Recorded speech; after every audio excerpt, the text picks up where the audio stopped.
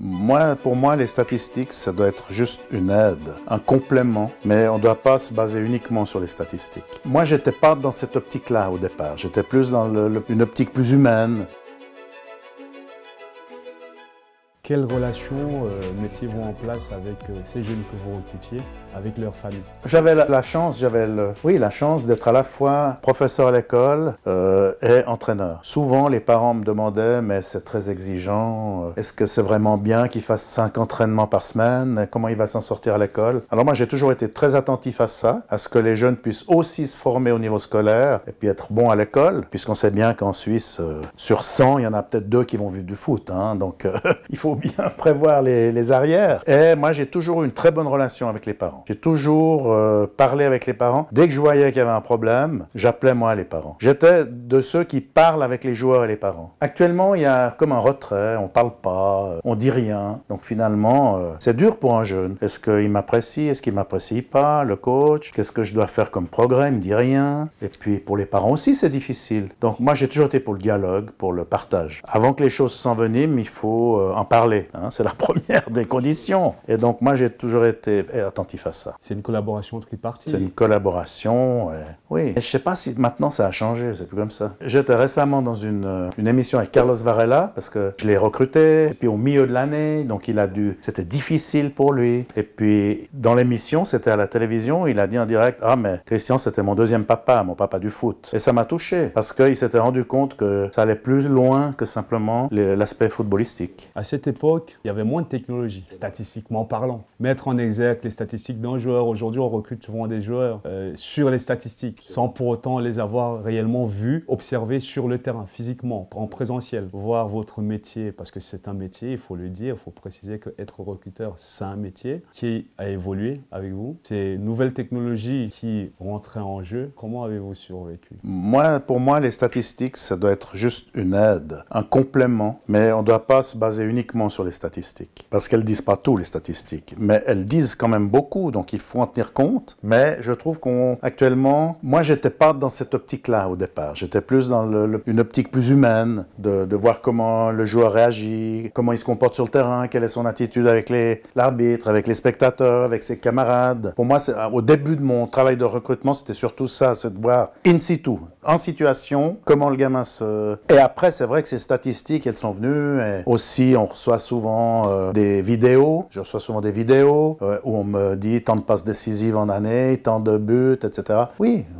Combien de kilomètres il fait? C'est pas un indicateur? Oui, c'est des indicateurs, bien entendu. Mais ça suffit pas. Pour moi, ça suffit pas. J'ai jamais recruté un joueur uniquement sur une base de vidéos ou sur une base de statistiques transmises. Jamais. J'ai toujours voulu aller voir le joueur dans un match, son comportement et tout. Les statistiques, elles disent pas tout. Elles sont à l'appui, elles sont importantes, mais ça dit pas tout. Pour ça, il fallait bien entendu créer un réseau, déjà avec les éducateurs de différents clubs.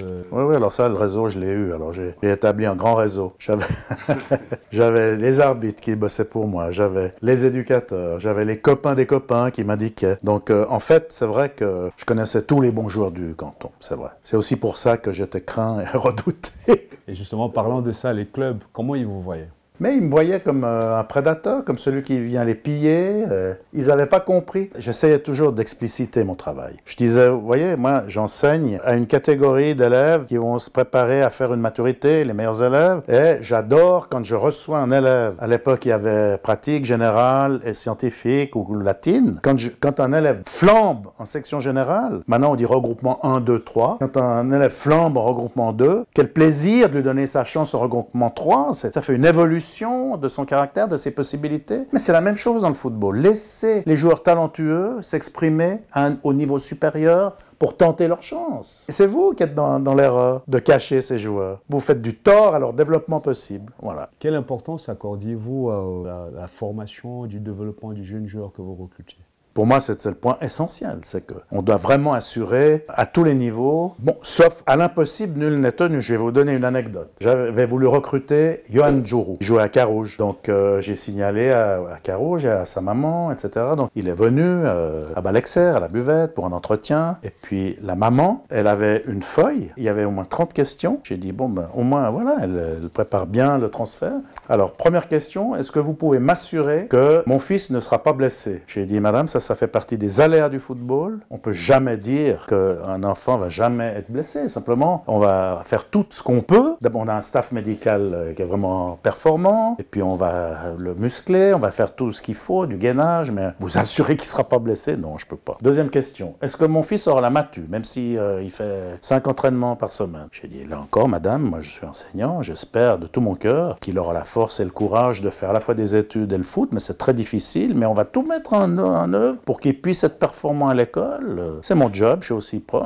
Mais je ne peux pas vous promettre qu'il aura la matu, ça dépend de lui aussi. Est-ce qu'il va réussir à travailler en conséquence? Troisième question, je ne sais plus ce que c'était. J'ai dit, écoutez, je crois, madame, que non, je ne peux pas. Je vais prendre en charge la formation de votre fils dans les meilleures conditions possibles, mais vous donner ce genre de promesses, je ne peux pas. Donc elle s'est levée, elle est partie. J'ai vu qu'Johan, il avait les yeux rouges, parce que lui, il voulait vraiment venir jouer à Servette. Bon, ça ne l'a pas empêché ensuite de faire une grande carrière puis d'aller à Arsenal. Hein, donc, Vous avez détecté beaucoup de jeunes, avant que nous soyons connus. Ceux de ma génération, ceux de la génération présente, ceux de ma génération, ceux de la génération qui a suivi. Jusqu'à nos jours, où vous continuez encore à parcourir les terrains. Il y a eu quand même Philippe Sanderos, François Montbandier. Tout à fait, François, que j'ai pris à Saint-Jean, Zacharia, à Honneur. Et beaucoup d'autres que la liste étant exhaustive, on ne peut pas tous les citer. Puis j'aime pas trop les citer parce que chaque fois j'en oublie et puis ils m'en veulent après si je n'ai pas parlé d'eux. Mais il y a en tout cas entre 60 et 80 personnes que j'ai recrutées qui sont professionnels du foot, que ce soit en Suisse ou à l'étranger. Ça paraît à la fois beaucoup et peu, mais ça fait quand même plusieurs par année. Hein, ça fait à peu près 2 par année. Ben, c'est déjà un beau résultat. Bon, il y a une année où j'ai eu 7 dans ma volée de 15 ans. Il y en a actuellement 7 qui sont professionnels. Mais ça, c'est quand même rare. Hein, c'était la volée de Zacharia. Dans la même volée, il y avait Zacharia, Ulysse Garcia. J'aime pas citer parce qu'après, j'en oublie chaque fois. Et puis, ils me disent, mais tu n'as pas dit mon nom, etc. Mais il y en avait 7. Il y avait le petit Dominguez qui flambe au Portugal actuellement. Rodriguez, qui a joué à Thun longtemps en Super League. Paliuca, qui a joué quand même en Allemagne, etc.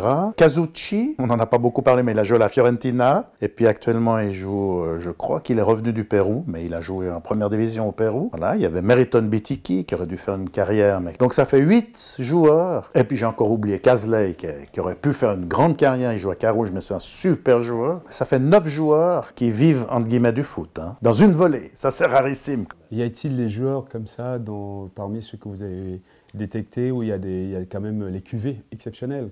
Ouais, alors ça, c'est la meilleure cuvée que j'ai jamais eue, mais il y en a eu d'autres, hein, bien sûr. Et qui vous ont marqué? À chaque volée, il y a un joueur que... Celle où il y avait Sanderos, Ziegler aussi, et encore deux ou trois autres qui ont réussi. Donc. Et dans les différentes volées, est-ce que vous pouvez me dire quel joueur a marqué le plus, qui vous a marqué le plus? Oh ben, il y en a beaucoup. Hein. Que vous avez vu comme ça, vous êtes allé voir, vous avez dit, non, tiens, lui. Varela. Alors lui, par exemple, il allait plus vite avec le ballon que sans le ballon. J'ai dit, lui, il m'a flashé. Bon, c'est une anecdote, mais Varela, donc en fait, je l'ai repéré dans un tournoi en salle. Il était extraordinaire. Donc il jouait à Vernier. Il avait commencé à City, Carlos Varela, puis après à Vernier. Et puis, il est venu au milieu de la saison. C'était parce que le tournoi en salle, c'était à Noël. Et puis, il a fini la saison. Alors, déjà, il a dû s'imposer. Alors, quand vous arrivez et que dans l'équipe, il y a déjà des super attaquants, et puis que vous êtes mal vu. Il était mis de côté. Il a eu la force de caractère. Il était déterminé. Il ne s'est pas laissé perturber par le fait que les autres étaient jaloux. Et j'ai dit, lui, il réussira. J'ai tout de suite compris. Après, il a eu un peu plus de difficultés. Il est arrivé en A Inter 2. Et c'était Barberis, l'entraîneur de la première équipe. Et il devait faire une demi-finale de coupe contre Neuchâtel-Xamax.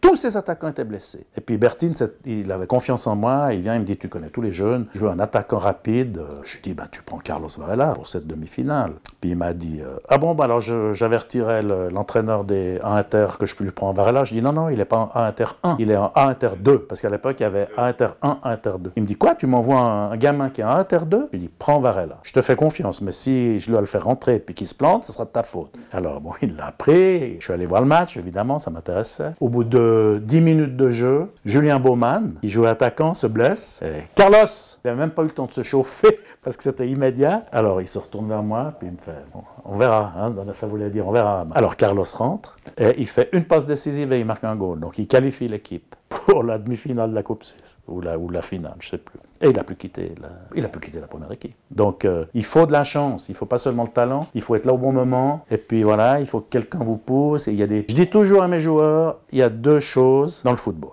Il y a tout ce que tu maîtrises, c'est-à-dire ton hygiène, le fait que tu dormes bien, que tu arrives à organiser ta vie entre l'école et le foot, ta capacité à t'entraîner toujours correctement à ton meilleur niveau. Tout ce que tu maîtrises, il faut le faire à 100%. Et puis après, il y a tout ce que tu maîtrises pas. Alors ma foi, oui, le terrain qui est glissant, ben voilà, tu dois t'adapter, l'arbitre qui siffle contre toi, les blessures, tout ce qui te tombe sur la tête, où là, tu dois après quand même lutter pour te remettre dans le bon trend. Mais surtout, maîtrise ce que tu peux maîtriser, implique-toi dans les points que tu peux changer. Et puis le reste, ben, ma foi, tu dois quand même avoir un peu de chance, et voilà. Cette anecdote que vous venez de raconter, est-ce qu'il y en a d'autres comme ça lors d'un recrutement, soit avec les joueurs, les familles? Parce que je suis persuadé qu'avec les familles, vous en avez... J'avais toujours le même état d'esprit avec les familles, qui était une collaboration, mais disons, une anecdote aussi précise que celle que j'ai racontée. Une situation mémorable. La maman de Kevin Mbabou le suivait partout, dans tous les tournois. Ah, j'ai deux anecdotes, ça revient quand vous me posez la question. Une fois, on était à Monaco pour un tournoi. Kevin, il avait été exceptionnel. Je ne peux pas dire autrement. Il avait 14 ans, mais il avait marqué un goal incroyable en demi-finale contre Monaco. Tout le monde disait, mais qui c'est ce gamin avec ses dreads? Il est génial et tout. Donc la maman, elle était entourée de scouts de l'Europe entière, parce qu'il y avait, c'était un tournoi international, etc. Donc elle était tellement contente. Et le lendemain, elle m'appelle, puis elle me dit, écoutez, voilà ce qui se passe. Mon téléphone n'arrêtait pas de sonner, etc. Qu'est-ce que je dois faire? Alors j'ai dit, écoutez, venez, on va parler ensemble. Calmez-vous, surtout, laissez Kevin tranquillement évoluer. Et je vais vous dire une chose, si Kevin joue ne serait-ce qu'un match ou 2 mois avec la première équipe de Servette, il aura beaucoup plus de chances de devenir professionnel que si vous le laissez partir maintenant à 14 ans, où il va rencontrer une concurrence féroce, où il va être déscolarisé. Et voilà, donc moi j'ai conseillé à la maman, et on est devenus amis, et maintenant encore, elle me remercie pour ça. C'est des anecdotes émouvantes. Oui, oui. La plupart de ces anciens joueurs, quand ils me voient actuellement, ils m'embrassent. On a gardé un lien très fort. François Moubandje, pareil. Enfin, Jamel Mesbah, tous ces joueurs que j'ai eus. Il y avait un côté humain que je pense, malheureusement, qui a un peu disparu maintenant, dans la relation entre le coach et ses gars. C'est pas l'enjeu qui fait que ce côté humain a... Peut-être l'enjeu ou la crispation ou le fait que maintenant on n'écoute plus trop quand même les coachs, on écoute plus l'agent que le coach, donc ça c'est dangereux. Attention, je ne suis pas contre tous les agents, hein. Il y a d'excellents agents, mais un excellent agent pour moi, c'est un type qui voit d'abord l'intérêt du joueur avant son propre intérêt. Malheureusement, il n'y en a que 2 sur 10 comme ça. Mais j'en connais beaucoup. Des recruteurs aussi, ouais. Parce qu'il faut choisir le bon... Ça me rappelle une autre anecdote. J'étais très proche de Sanderos, comme joueur, et de son papa. Et puis quand il a eu 17 ans, il a fait la une de tous les journaux. Arsenal et Real Madrid s'intéressent à Philippe Sanderos. Et puis, donc il m'a appelé. Il m'a dit, coach, qu'est-ce qu'il faut faire? Je vais aller à Madrid, parce que Madrid, c'est mon club de cœur. Alors, je l'ai regardé en face. J'ai dit, Philippe, si tu vas à Madrid, dans 6 mois, tu es écarté du foot. Parce que tu n'as pas la finesse technique à l'époque. Tu sais, là-bas, ils sont très durs. Hein. Ouais. Si tu rates 2 passes ou si tu rates 2 contrôles, ils vont sortir les mouchoirs blancs. Mais si tu vas à Arsenal et que tu fais comme tu sais faire, que tu tacles comme un fou, que tu prends les balles de la tête, que tu te défonces derrière, tu seras une star là-bas. Ah, d'accord. Il m'a écouté, il est allé là-bas, à Arsenal. Il a quand même fait 5 ans titulaire dans la défense. Une belle carrière. Ouais. Tout à fait. En tant que recruteur, vous avez dû justement collaborer avec pas mal d'entraîneurs au Servette. Bien sûr. Tant avec les jeunes que les pros. Vous avez parlé du coach Barberis tout à l'heure. Lesquels qui ont été les plus pertinents et qui vous ont marqué le plus dans votre vie? Ah, il y en a beaucoup. Hein. Là, en sortir un, pour moi, c'est très difficile. J'ai beaucoup apprécié Castella. J'ai beaucoup aimé sa manière. J'ai beaucoup apprécié Thierry Cotin. J'ai beaucoup apprécié Thierry de Choudance aussi, mais il a ses 2 ans, hein, entraîneur quand même de la première équipe. Par contre, il y en a avec qui je ne me suis pas du tout entendu, notamment par exemple Gilbert Grèce, parce que lui, il était infernal. Donc le jour où il est arrivé, le lendemain, il entraînait la première équipe, et moi, j'entraînais les 15 ans sur le terrain à côté. Et au bout de 5 minutes, il a arrêté son entraînement, il est venu le long de la barrière. Il m'a appelé, il m'a dit « Mais qu'est-ce que vous foutez là, sur le terrain, alors que j'entraîne les pros à côté? Foutez-moi le camp avec ces gamins !» Il m'a viré du stade. J'ai fait sortir l'équipe, j'étais obligé. Après, il était à la buvette en train de boire un thé. Alors je suis allé vers lui, j'ai dit « Vous avez un moment ?» Il m'a dit « Oui, qu'est-ce qu'il y a encore ?» J'ai dit « Vous savez, ici, vous êtes au Servette, C'est un club qui se construit, on a des conditions difficiles, mais si vous avez l'attitude d'un entraîneur qui croit qu'il entraîne une équipe de haut niveau international et qui peut se permettre de mépriser les enfants et la formation, vous vous trompez, vous êtes à la mauvaise adresse pour vous. Nom de Dieu, vous êtes là, vous me parlez franchement, ça me plaît ce que vous me dites. J'ai dit, bah oui, voilà. Et après on est devenus amis, mais disons, il m'a choqué sur le moment, voilà. Est-ce que c'est pas ce franc-parler qui vous a toujours caractérisé un petit peu, qui a renforcé les liens que vous avez créés avec vos collaborateurs tout au fil de ces décennies? J'ai toujours été comme ça, j'ai toujours dit ce que je pensais. Et je pense que c'est quand même une qualité importante dans le football parce qu'il y a trop d'hypocrisie. Et si je regarde avec le recul ce à quoi j'ai assisté à des amis qui se plantaient un couteau dans le dos pour obtenir le poste de l'autre. J'ai assisté à des choses qui vraiment m'ont fait penser que pour avoir des amis dans le foot, il y en a des vrais, mais il vaut mieux en avoir aussi à côté pour être sûr d'avoir personne qui vous transperce. Et comment vous avez fait pour pouvoir survivre, donc, sachant que votre place quand même, mine de rien, elle devait être convoitée, et jusqu'à présent d'ailleurs, je pense que c'est bien convoité. Comment vous avez fait pour survivre tout au long de ces 4 décennies? J'ai d'abord, au début, les responsables techniques avaient vraiment besoin de moi, parce que j'étais le fournisseur numéro 1 des talents. Je crois que c'est un petit peu ça. Ma connaissance de tous les joueurs du terreau genevois faisait que c'était pratiquement indispensable que je sois là pour le recrutement. J'étais la seule personne qui recrutait. On m'a toujours fait confiance. Voilà. Tous les directeurs techniques et tous les présidents successifs m'ont fait confiance. Que de Weiler, mais Weiler j'entends l'ancien président, en passant par Lavizzari, tous les présidents. Il y a eu Canal+.